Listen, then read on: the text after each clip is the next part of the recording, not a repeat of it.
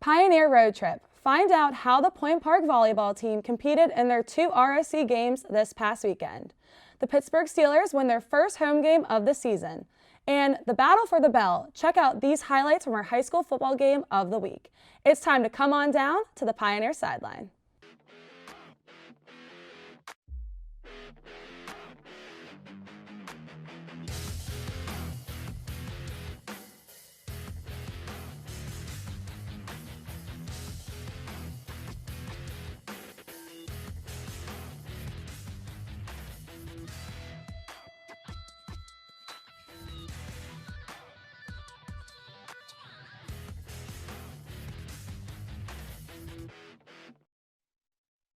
Good evening, and welcome to Pioneer Sideline. I'm your host, Natalia Hillen.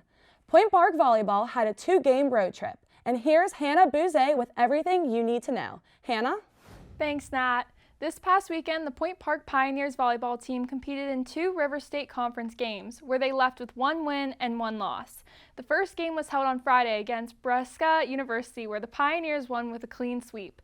The Pioneers' own Jocelyn Rozier led the charge with 10 kills and a .333 percentage for the night. The game was back and forth most of the night, with the Pioneers pulling out the victory. Moving on to Saturday, the Pioneers faced the Oakland City Mighty Oaks, where they lost 3 sets to 2. The game lasted a total of 5 sets, with the Pioneers leading the entire first and most of the second. The final 3 sets weren't as favorable for the Pioneers, as the Mighty Oaks just barely edged them out in the third with a score of 25-22. The Mighty Oaks controlled the entire 4th set with a 25-14 win. Although ultimately losing the last set and the match by a score of 15-10, the Pioneers still managed to put up big numbers for team stats. Rivera Pacho had 14 kills and 18 digs, Amanda Contis 12 digs, and Jocelyn Rozier and Madison Semo with 10 individually. The Pioneers are now 10-8 for the season and 5-4 in the River States Conference. Play with 7 out of 9 RSC matches. The Pioneers' next match is tonight 7 p.m. against Carlow University. Back to you, Nat. Thank you, Hannah. The men and women's cross-country team competed in the Carnegie Mellon Invitational at Shenley Park this past Saturday. The Pioneers raced against NCAA Division I and Division II teams. Out of the 13 teams that were there, the men's team placed 6th overall. Freshman Janet Wendelben placed 29th out of 101 runners in the 8,000-meter race, with a time of 28:02.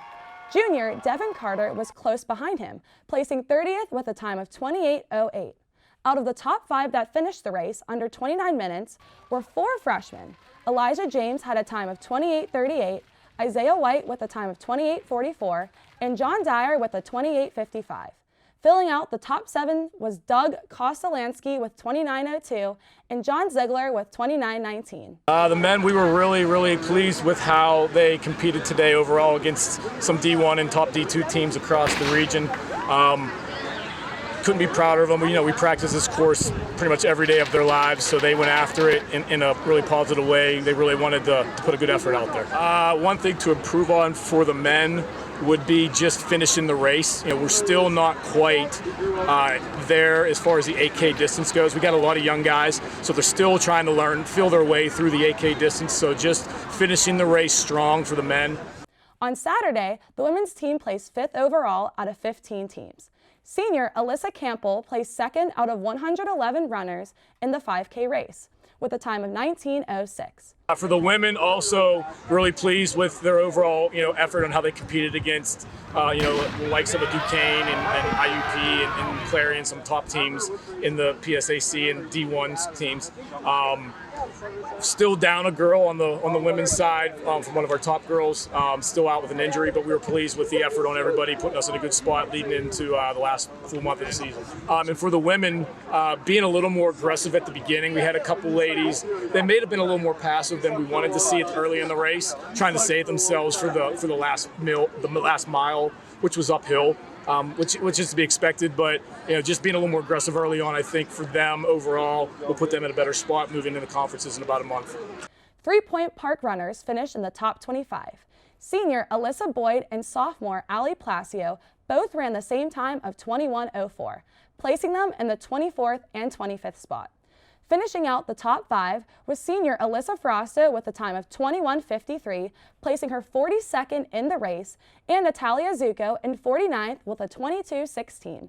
Freshman Amanda Lizzato came in 51st place with a 22:25, and in 56th place was Sophia Lee Hauser with a 23:07. The men and women's next cross-country meet is on October 23rd at the NAIA Great Lakes Challenge in Grand Rapids, Michigan. Good luck to both teams as they prepare and practice over the next few weeks. Now, when we come back, find out how the Point Park women's soccer team did at their last game. And then we have highlights of our high school football game of the week. Don't go anywhere.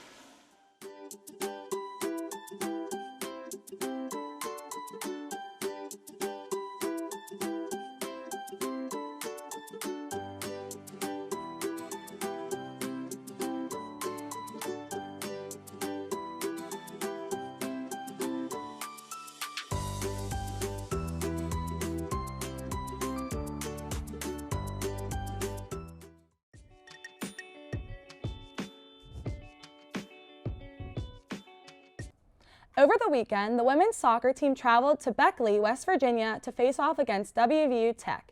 This game was close the entire time, with both teams only scoring 1 goal each.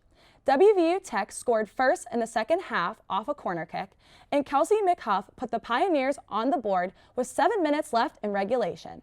The game went through both overtime periods, with both teams having 12 shots in total, and goalie Ella Serlin had 4 saves on the day. The Pioneers' Thursday game against Ohio Christian has been postponed, but the team will play Rio Grande on Saturday. Good luck, ladies. Now here is Ben Tenuta with highlights of our high school football game of the week. Thanks, Nat. The battle for the bell. We traveled to Penn Trafford as they hosted their bitter rivals Gateway in a Big East Conference battle.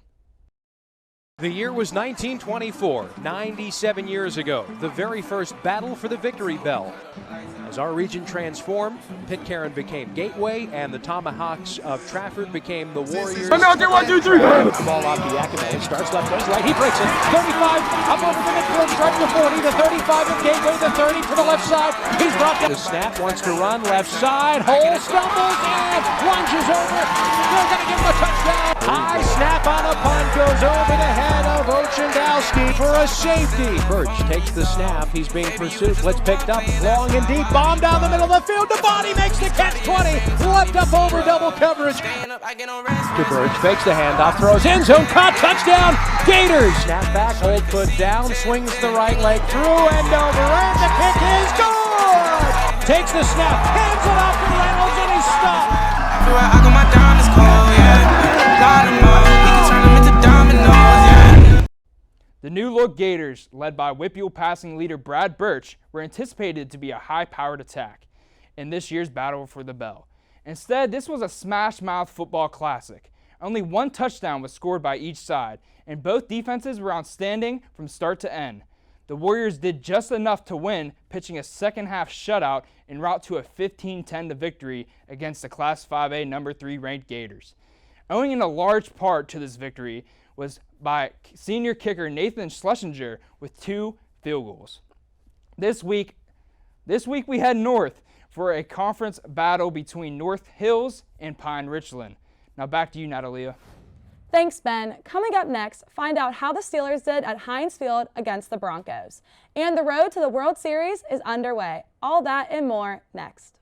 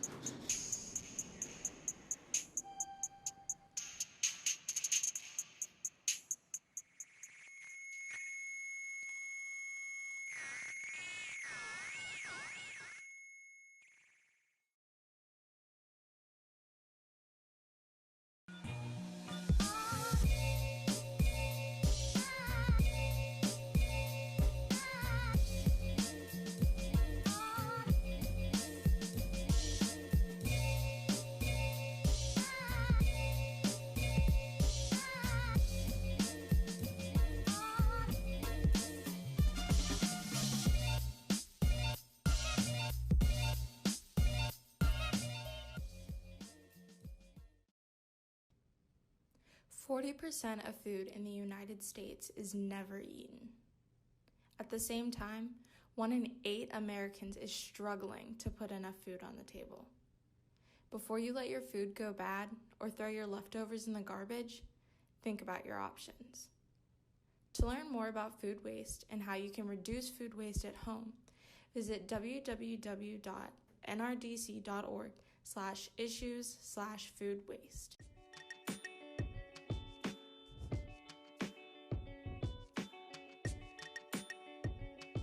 Welcome back. The Pitt Panthers had a bye this week, and the Pittsburgh Penguins are anticipated to start their season. To discuss what's going on regionally in sports, let's send things over to Jacob Kubik. Thanks, Nat. The Pittsburgh Penguins will begin their regular season campaign Tuesday night against the defending back-to-back Stanley Cup champion Tampa Bay Lightning. The Penguins will conclude their 2-game Florida road trip against the Florida Panthers on Thursday night and return home for their home opener Saturday night against Marc-Andre Fleury and the Chicago Blackhawks. The Pitt Panthers will travel to Blacksburg, Virginia to battle the Virginia Tech Hokies in a key ACC matchup. Back to you, Nat. The Steelers hosted the Denver Broncos this past weekend, and now we bring in Steelers fan 7 himself, John Mayer, to recap the game. Thanks, Nat. The Steelers finally ended their 3-game losing streak with a huge win against the Denver Broncos that came down to the very last minute. Ben Roethlisberger bounced back in a huge way, tossing a pair of touchdowns, one to Deontay Johnson and one to Chase Claypool. The offensive line rebounded from a tough start as well, as they neutralized the Broncos' pass rush led by Von Miller for the majority of the afternoon and paved the way for Najee Harris's first career 100-yard rushing game. Harris was a problem on the ground all afternoon for Denver, scoring a touchdown and becoming the first Steelers 100-yard rusher since James Conner toppled the mark Week 6 of 2020 against the Cleveland Browns. Teddy Bridgewater almost sent the game to overtime, but second-year corner James Pierre snatched the game-stealing interception. During the win, however, the Steelers suffered a major blow on offense by losing superstar wide receiver Juju Smith-Schuster for the remainder of the season due to a shoulder injury. He is having surgery later this week, and the Steelers will have to move on without their longest tenured receiver as they host the Seattle Seahawks at Heinz Field for a primetime Sunday night showdown. So the Steelers finally got back to their winning ways on Sunday against the Broncos, and Ben Roethlisberger's improved performance had a lot to do with the win. Was it a sign of things to come, or will he go back to struggling like he did in the past couple weeks?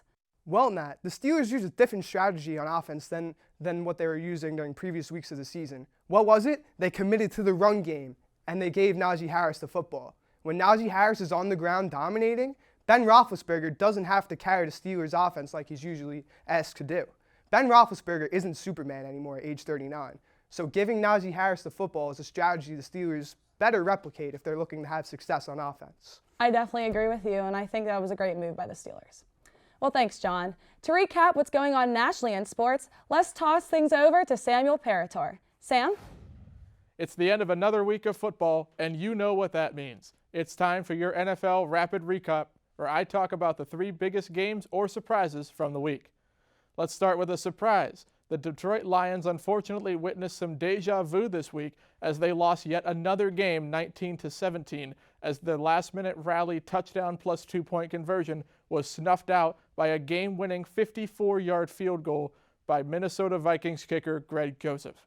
Sticking on the topic of field goals, the Green Bay Packers got past the Cincinnati Bengals in overtime 25-22, but the surprising part of this, before that 49-yard game winner by Mason Crosby, a combined 5 game-winning field goal chances between the final minutes of the fourth quarter and overtime were missed. 3 by Green Bay and 2 by Cincinnati. This week was a rough one for kickers as they collectively missed a record-tying 12 extra points over the course of the games. Lastly, our big game of the week, and this one was difficult to choose from, so I have 2. My first one was the Cleveland Browns versus the LA Chargers in a shootout won by the LA Chargers 47-42 after a wild fourth quarter, seeing a combined 41 points scored between the two offenses. The other game is the Sunday night AFC Championship rematch between the Buffalo Bills and Kansas City Chiefs. The Bills got their revenge pretty decisively as they picked up a 38-20 win. Buffalo looked really good, especially young quarterback Josh Allen, whereas Kansas City did not look like they normally do.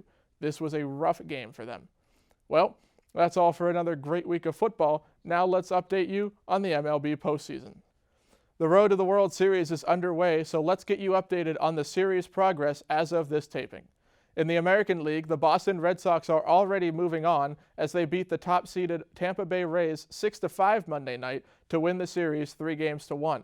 The other series is currently in Houston's control as they lead the series 2-1 over the Chicago White Sox. Over in the National League, the Atlanta Braves won 3-0 Monday night to take a 2-1 series lead over the Milwaukee Brewers. And in the other matchup, the San Francisco Giants have the edge 2-1 as they came out on top 1-0 Monday night against the Los Angeles Dodgers. Who ended up joining the Red Sox in the AL Championship? Who in the NL moved on to the championship? Join us next week to find all that out and more. Back to you, Nat. Thanks, Sam. Coming up next, we debate if Juju Smith-Schuster will return to the Steelers after his season-ending injury. Don't go anywhere.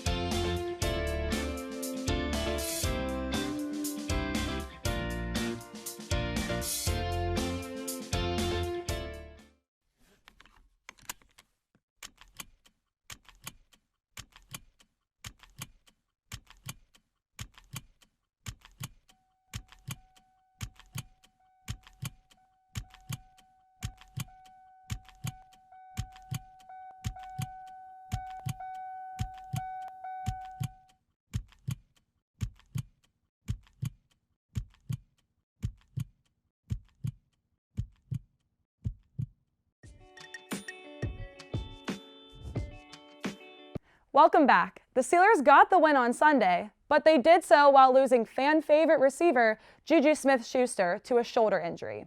The injury will end Juju's season, and after 5 years of memories in the Steel City, his time could be up in Pittsburgh after signing on for only a 1-year pact in 2021. Will Juju ever play another snap for the black and gold again? Unfortunately, Nat, as of this moment, I have to say no. Coming off that injury and some unproductive games earlier in the season, and then a relatively unproductive 2019 and somewhat 2020 as well. He had his moments in 2020, but he wasn't the same receiver he was in 2017 and 2018. And with the emergence of Deontay Johnson, Chase Claypool, and James Washington, who's now going to get more expanded playing time, it's just not looking likely that Steelers are going to keep Juju after this year. But I will say this. His injury kind of makes it more likely for him to sign back due to the fact that James Washington is also a free agent. So if he explodes due to this increased playing time and prices himself out of Pittsburgh and the Steelers are looking for a receiver on the cheap, I could see Juju signing back for another year. But that's the only way I see it happening. Okay, so you're a little split right now. I'm a little split, but right now I lean more to no. That's my opinion. Okay. Ben Tenuta, what are you thinking? I think, obviously AB, once he left, Juju hasn't been the same Juju we saw his rookie season. So I think his progress hasn't been too great. We saw what he did last year. We've seen so far this season since he's came back. And, I don't see a lot of going on there. He comes up big on third downs, but, we don't see him every play. He doesn't, he's not out there like Deontay Johnson. But I think that, with James Washington being a free agent and him being a free agent at the end of the year, if James Washington goes out there this season and balls out, he might be getting a better offer than Steelers would give him. So maybe a cheap Juju deal next year. Yeah, I definitely agree with you guys. I feel like he just really is not a consistent player whatsoever, and I feel like they could definitely probably get someone else that's a little better. Jacob, what are you thinking about it? I think it has a lot to do with how the rest of the team performs in his absence. If James Washington, Deontay Johnson, and Chase Claypool all ball out, like how John and Ben said, I don't really see Juju coming back because they may try to get another receiver that's younger, and they don't have to pay as much and worry about that right now, I think, at the end of the season. But I think a lot of that depends on how the receivers perform in his absence right now. Yeah. So basically it's going to depend on how the team does without him. If they do great, buy Juju. If they don't do great, then we can kind of look at it in that way and say, okay, is he worth keeping for another year or whatever the deal is going to be? It's just too early to call right now because you're not sure how the season's going to play out, how these guys are going to do, how Claypool is going to perform, these other dudes. So it's going to be interesting to see what happens. But especially because obviously they just won the last game against the Broncos, but the last couple games they didn't win.